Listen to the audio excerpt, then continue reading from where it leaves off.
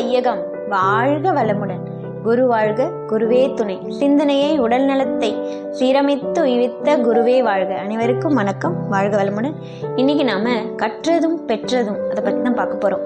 கற்றதும் பெற்றதும் அப்படின்னா, நாம உலகத்துல வாழ்ந்துட்டு இருக்கிற ஒவ்வொரு நாள்லயும் ஒவ்வொரு புதுசா ஒரு விஷயத்த நம்ம கத்துக்கிட்டு தான் இருக்கிறோம். ஆனா அதை நம்ம முழுசா எடுத்துக்கிறோமா, நம்ம வாழ்க்கையில பயன்படுத்துறோமா அப்படிங்கிறது தான் இங்க மிகப்பெரிய விஷயமா இருக்கு. கேள்விக்குறின்னு கூட சொல்லலாம். ஏன் அப்படின்னா, இந்த இயற்கையே மிகப்பெரிய விஷயம், நமக்கு கிடைச்ச மிகப்பெரிய பொக்கிஷம் இல்லையா? சூரியன் ஒவ்வொரு நாளும் பிரகாசமா அந்த குறிப்பிட்ட நேரத்துக்கு வந்து குறிப்பிட்ட நேரத்துக்கு மறையக்கூடிய மிக சக்தி வாய்ந்த ஒரு கிரகம் இல்லையா? ஆனாலும் நம்ம அது மாதிரி நம்ம பூமியில ஒவ்வொன்றுமே அதிசயம், நாம தெரிஞ்சுக்க வேண்டியது ஒவ்வொன்றும் இருக்கு. சூரியனை பார்க்கும்போது அது அந்த நேரம் தவறாமை, அந்த ஒரு அழகான அந்த ஒரு நிலை, ஒவ்வொரு விஷயத்தையும் நிலாக்கிட்ட நம்ம கற்றுக்க வேண்டியது அந்த அழகோட வடிவமைப்பு. இந்த மாதிரி ஒவ்வொரு இயற்கையில் நமக்கு மரங்கள் சுத்தமான ஆக்சிஜனை நமக்கு கொடுக்குது. ஆனால் நம்ம இதை திருப்பி நாம் மரங்களை பாதுகாக்கிறோமா, திரும்பி இயற்கைக்கு நாம் என்ன செய்கிறோம் அப்படின்னு இந்த உலகத்தில் நாம் கற்றுக்கக்கூடிய நிறைய விஷயங்களை நாம் தெரிஞ்சுக்கிட்டதை நம்ம முழுசாக எடுத்துக்கிறோமா அப்படிங்கிறது தான். இயற்கை நினைக்கும் போது நமக்கு நிறைய விஷயங்களை வாரி வாரி கொடுக்குது இந்த உலகத்தில். ஆனால் நாம் திருப்பி இயற்கைக்கு என்ன கொடுக்குறோம்? இந்த மகரிஷி ரொம்ப அழகாக சொல்லுவாங்க, இயற்கை எனும் பேராட்டக்காரனுக்கு எல்லா ஜீவன்களும் எடுத்தாடும் காய்கள் பீத்தறிவான் இடமாற்றி வைப்பான் பிழையென்று கருதுபவர் யாரோ அப்படின்னு கேட்பாங்க. அதாவது எல்லா சீவனுமே எடுத்தாடக்கூடிய காயம், அவர் நினச்சாதான் நம்மளை மாற்றி வைக்கிறது இல்லை எப்படி எங்கே யாரை நிறுத்தணும்னு இயற்கைக்கு மட்டும்தான் தெரியும் இல்லையா?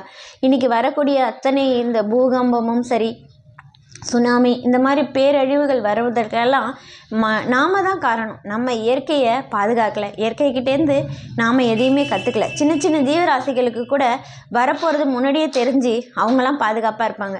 ஆனால் மனிதனால் உணரல முடியல அப்படின்னா இயற்கையோட நாம் ஒன்றி இருக்கலை. நாம் எவ்வளவு தெரிஞ்சுக்கிட்டோம், இந்த உலகத்தில் நிறைய விஷயங்கள் கற்றுக்கக்கூடியது இருந்தாலும் கூட நாம் அதை முழுசாக எடுத்துக்கிறோமா அப்படிங்கிறது தான் இங்கே பார்க்கணும். நான் இதை ஒரு அழகான கதை மூலியமாக சொல்கிறேன்.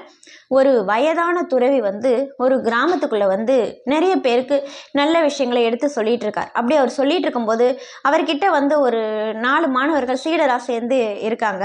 அவங்க கேட்குறாங்க, குருவே உங்களுக்கு நீங்கள் எங்களுக்கு சிறப்பான குருவாக இருக்கீங்க, உங்களுக்கு யார் குரு அப்படின்னு கேட்குறாங்க. அப்போ அவர் சொல்கிறாரு, நாம் இந்த உலகத்தில் தெரிஞ்சுக்க வேண்டிய விஷயம் நிறைய இருக்குது, நான் நிறைய பேரை குருவாக தேர்ந்தெடுத்தாலும் முக்கியமாக 3 பேரை பற்றி நான் உங்ககிட்ட சொல்கிறேன் அப்படின்னு சொல்கிறார். நான் முதல் குருவாக நினைக்கிறது ஒரு திருடனை அப்படின்னு. திருடன்னு இவங்களாம் ஆச்சரியமாக பார்க்குறாங்க. அதாவது ஒரு நாள் நான் நடந்து போயிட்டு இருக்கும்போது ஒரு வீட்டில் தங்கலாம் இழப்பாறலான்னு ஒரு வீட்டுக்கு போனேன். அப்போ அது ஒரு திருடனோட வீடு. அவர்கிட்ட நான் கேட்குறேன், இந்த மாதிரி நான் தங்கலாமான்னு. நான் ஒரு திருடன், உங்களுக்கு ஆட்சேபணம் இல்லைன்னா தாராளமாக தங்குங்க அப்படின்னு சொன்னார். ஆனால் நான் அவர்கிட்ட கொஞ்ச நாள் தங்கி இருக்கும்போது அவர் ஒவ்வொரு நாளும் திருடிட்டு இன்றைக்கி என்ன கிடச்சிது உனக்கு அப்படின்னு நான் கேட்டால், இன்றைக்கி ஒன்றும் இல்லை, ஆனால் நான் முயற்சி பண்ணுவேன் அப்படின்னு சொல்லுவார். அப்போ அவர்கிட்ட நான் கற்றுக்கிட்டது, நான் தியானத்தில் இன்னும் மேன்மேலும் சிறப்பாக போகணும் அப்படின்னா இந்த மாதிரி விடாமுயற்சியோடு இருக்கணும் அப்படிங்கிறத கற்றுக்கிட்டேன். அடுத்ததாக ஒரு நாய், நான் ஒரு ஓடையில் நீர் அருந்திக்கிட்டு இருக்கும்போது ஒரு நாய் வந்தது. அதோட பிம்பம் அதில் தெரிஞ்சதுனால அந்த நாய் குலைச்சிக்கிட்டு அந்த பிம்பத்தையே பார்த்து அது குலைச்சி திரும்பி பின்னாடி போச்சு. இதே மாதிரி ஒரு 4-5 தடவை செஞ்சு அடுத்தது அந்த ஓடையில் டக்குன்னு அந்த நாய் குதிச்சு அதுக்கப்புறம் அந்த நீரை பருகுச்சு. அப்போ நாம் என்ன தெரிஞ்சுக்கணும்னா, எந்த விஷயத்துலையும் இந்த மாதிரி பயந்து பின்வாங்காமல் முயற்சி எடுத்தால் நிச்சயமாக வெற்றி பெறலாம் அப்படிங்கிறத அந்த நாய்கிட்ட தெரிஞ்சுக்கிட்டேன். 3ஆவதாக ஒரு சின்ன குழந்தை கையில் ஒரு தீபத்தோடு வந்தது. அந்த ஒளி எப்படி வந்தது அப்படின்னு அந்த குழந்தைகிட்ட நான் கேட்கும்போது அந்த குழந்தை அந்த நெருப்பை ஊதி அணைச்சிட்டு, இது இப்போ எங்கே போச்சோ அங்கேருந்து தான் வந்தது அப்படின்னு அந்த குழந்தை ரொம்ப அழகாக சொன்னிச்சு. அது வரைக்கும் எனக்குள்ளே நான் எல்லாமே தெரிஞ்சு வச்சுருக்கேன், எனக்கு தெரியாதது ஒன்றுமே இல்லை, நான் கற்க வேண்டியது எதுவுமே இல்லைன்னு எனக்குள்ளே இருந்த ஆணவம் மறைஞ்சி நான் இன்னும் தெரிஞ்சுக்க வேண்டியது நிறைய இருக்குதுன்னு புரிஞ்சுக்கிட்டேன் அப்படின்னு சொன்னாராம். இதுலேருந்து நாமளும் யாரை எதை பார்க்குறோமோ அவங்கக்கிட்டேருந்து புதுசாக ஒரு விஷயத்தை தெரிஞ்சுக்கலாம் அப்படிங்கிறத நாம் தெரிஞ்சுக்கலாம். இது நமக்கு ஒரு உதாரணமாக கூட இருக்கலாம். ஒரு ஆசிரியர்கிட்ட மாணவர் பாடம் எடுத்துக்கிறதும், மாணவனே அந்த ஆசிரியருக்கு ஒரு சின்ன விஷயங்களை எடுத்து சொல்கிறதும் நிறைய நம்ம பார்த்துருப்போம். அப்போ நாம் ஒரு விஷயத்தை எடுத்துக்கிறதுல தான் இருக்குது, எதையுமே நாம் பார்க்குற பார்வையில் தான் இருக்குது. இதை பாரதி அழகா சொல்லுவாரு. நசையரு மனம் வேண்டும் நித்தம் நவமென சுடர்விடும் உயிர் கேட்டேன் அசைவொரு மதி கேட்டேன் இதை அருள்வதில் உனக்கேதும் தடையுள்ளதோ பராசக்தி அப்படின்னு சொல்லுவார். அதாவது இறைவன்கிட்ட எப்படி வேண்டணும் அப்படிங்கிறத எவ்வளோ அழகாக சொல்கிறார் இல்லையா. அந்த நசையரு மனமும் சுடர்விடும் உயிரும் அசைவொரு மதியும் கேட்குறார். அப்போது நாம் சிந்தனையும் செயலும் அங்கே சிறப்பாக இருக்கும்போது நமக்கு என்ன வேணும் என்ன வேணாங்கிறத நாம் தெளிவான முறையில் நம்மளால் தெரிஞ்சுக்க முடியும். நம்ம கற்றுக்க வேண்டிய நிறைய விஷயம். கட்டுறது கைமண் அளவு கல்லாதது உலகளவு இல்லையா. இதை நான் ஒரு சின்ன கதை மூலியமாக சொல்கிறேன். ஒரு ஓடு மாற்றக்கூடிய ஒரு தொழிலாளி ஒவ்வொரு வீட்டுக்கும் போய் ஓடு மாற்றிட்டு வர்றது தான் அவரோட வேலை. அவர் ஒரு நாள் காட்டுக்குள்ளே ஒரு அடுத்த கிராமத்துக்கு போகிறதுக்காக நடந்து போயிட்டுருக்கார். அப்போது அங்கே ஒரு மிகப்பெரிய ஒரு கோயில் இருக்குது. ரொம்ப பாழடைஞ்ச கோயிலாக இருக்குது. அந்த கோயிலேருந்து ஒரு குரல் வருது, நில்லுப்பா கொஞ்சம் அப்படின்னு. உடனே இவர் திரும்பி பார்க்குறா, அங்கே யாருமே இல்லை. இவருக்கு ஒரு பயம் வந்துருச்சு. சரின்னு சொல்லிட்டு அவர் கொஞ்சம் தூரம் பயந்து போய் கொஞ்சம் வேகமாக நடக்கும்போது ஒன்றை தான்ப்பா கூப்பிட்றேன் நில்லு அப்படின்னு. திரும்பி பார்த்தா அங்கே ஒரு இறைவன் சிலை தான் இருக்குது. இவர்கிட்ட அந்த இறைவன் தான் பேசுகிறார். நான் உங்ககிட்ட உனக்கு ஒரு விஷயம் சொல்கிறேன், நீ நிற்கிற இடத்துல தோண்டு அப்படின்னு சொல்லுது. இவருக்கு கொஞ்சம் பயமாக இருந்தாலும் கூட சரி என்னதான் இருக்குன்னு பார்ப்போமேன்னு அவர் தோன்றார். தோண்டி எடுத்தா அதுக்குள்ளே ஒரு அழகான பானை. அந்த பானையில் தோரம்பருப்பு அளவே உள்ள தங்க காசுகள் அந்த பானை முழுக்க இருக்குது. இதை உனக்கு தான் நீ எடுத்துக்கோ அப்படின்னு சொல்லுது. இவருக்கு ரொம்ப சந்தோஷம், தலைகால் புரியல. இவர் உடனே எப்படி எடுக்கிறது அப்படின்னு யோசிக்கும் போது அது சொல்லுது, நீ தோளில் வச்சிருக்கிய அந்த துண்டுலையே முடி போட்டு நீ எடுத்துகிட்டு போ அப்படின்னு. பொற்காசு கொடுக்கறதும் இல்லாமல் ஐடியாவும் கொடுக்குதுன்னு சொல்லி இவர் அந்த பானையில் உள்ள எல்லாத்தையும் தன்னோட துண்டில் கொட்டிக்கிறார். அப்போ அந்த இறைவன் சொல்கிறாரு, அதில் கொஞ்சமாவது போட்டு வை, நீ எல்லாத்தையும் எடுத்துகிட்டு போகாத அப்படின்னு. இவருக்கு இவ்வளவும் எடுத்துகிட்டு போகும்போது கூட அதில் கொஞ்சம் போடணுங்கிறது மனசு வரல. எண்ணி 4 தங்க காசை மட்டும் அதில் போட்டுட்டு இவர் மற்றதெல்லாம் மூட்டை கட்டி எடுத்துகிட்டு போகிறார். சரி பக்கத்து வீருக்கு வந்துட்டோம், வேலையை முடிச்சுட்டு போயிடலான்னு சொல்லிட்டு ஒரு வீட்டில் போய் இவர் வேலை செய்ய மேலே ஏறுறாரு. இவர் பையை வச்சுட்டு வேலை செய்ய முடியாது இல்லையா, அந்த துண்டு முடிப்பை. அதனால் அதை அந்த வீட்டு இதில் முடி போட்டு வச்சுட்டு இவர் வேலையை பார்க்குறார். அப்போ அந்த வீட்டு அம்மா சமைச்சிட்டு இருக்காங்க.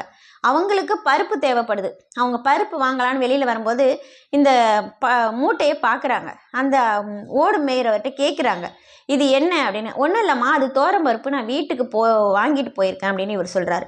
உடனே அந்த அம்மா சொல்கிறாங்க, இங்கேருந்து கடைக்கு போகிறதுக்கு நேரம் ஆகும், நம்ம இதிலே எடுத்துப்போமே அப்படின்னு சொல்லிட்டு அவர் மேலே இருக்கிறதுனால அவருக்கு தெரியல. இவங்க அதுலேருந்து எடுத்துக்கலாம் அப்படின்னு சொல்லிட்டு அந்த முடிப்பை பிரித்து பார்த்தா எல்லாம் தங்க நாணயம். உடனே அந்த அம்மாவுக்கு ஒரு யோசனை, இவர் தோரம்பருப்புன்னு தானே சொன்னார் அப்படின்னு சொல்லிட்டு இந்த அம்மா எடுத்துகிட்டு போய் உள்ளே கொட்டி வச்சுட்டு தோரம்பருப்பை வாங்கி அதில் நிரப்பி மூடி போட்டு வச்சுட்டாங்க.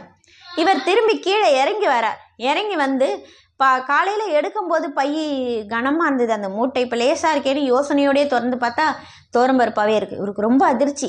இவர் உடனே போய் அம்மா இதிலேருந்து தங்க காசை எடுத்தீங்களா அப்படின்னு கேட்குறாரு. அந்த அம்மா சொல்கிறாங்க, என்ன நீ கனவு கண்டியா, வேலைக்கு வந்த இடத்துல என்கிட்ட பிரச்சனை பண்ணுற, நீ தோரம்பருப்புன்னு தானே சொன்னேன், இப்போ தங்க காசுன்னு சொல்கிற அப்படின்னு. இவரால் என்ன பண்ண முடியும், எப்படி நிரூபிக்க முடியுமா? மனசு நொந்து அந்த தோரம்பருப்போடு நடந்து வந்துட்டுருக்கார்.